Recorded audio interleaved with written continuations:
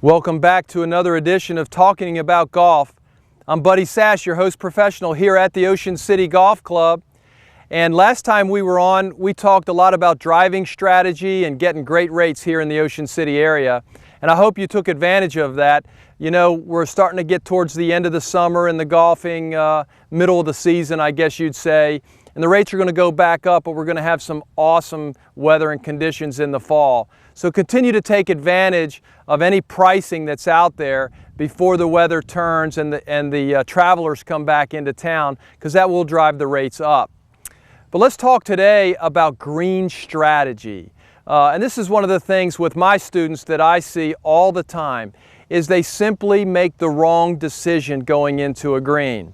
So we hit, last time we hit our drives on number 10 here on Newport Bay, and you know, today we're in the fairway and we're looking at the green. Well, at Newport, number 10, the green is over 40 yards deep. That's 4 clubs from front to back. And as you look at the green today, we've got a red flag, which means the pin is in the front. Now, if you've ever played here, you know that if you get the ball to the middle of the green, there's sand and a heavy slope from back to front. So if you get the ball past the pin, you have virtually no chance to get it up and down. And in fact, you'll probably chip it or even maybe putt it off the green. So I'm sitting here at about 150 yards. That's to the center of the green.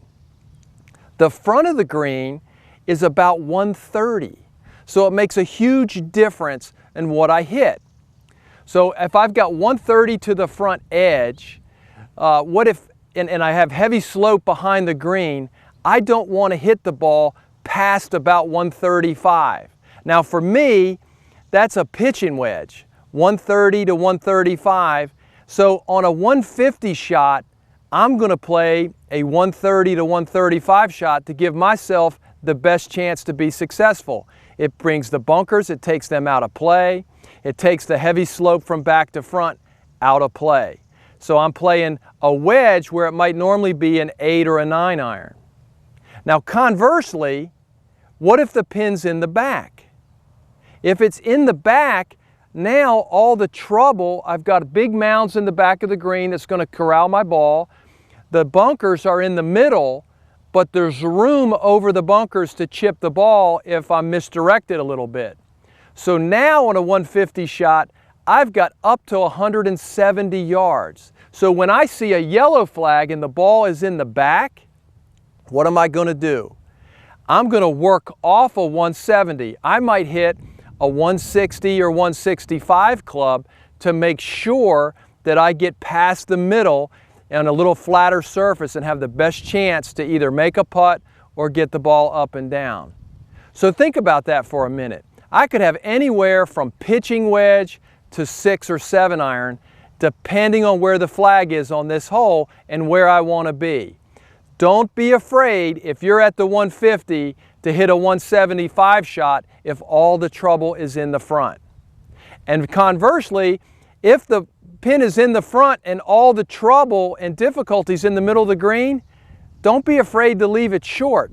Leaving it short oftentimes is your best play. In fact, if you play here at the Ocean City Golf Club and play seaside at all, almost 100% of the time, you're better off to be short than long. Newport's a little different, each hole is different, and the flag position makes a difference. But just make sure that whenever you're playing golf and approaching a green, that you have a plan and you choose the right club. I'm going to hit a little pitching wedge out of my 3 clubs. I'm going to hit a pitching wedge up on the green because we've got a front flag. See how we do?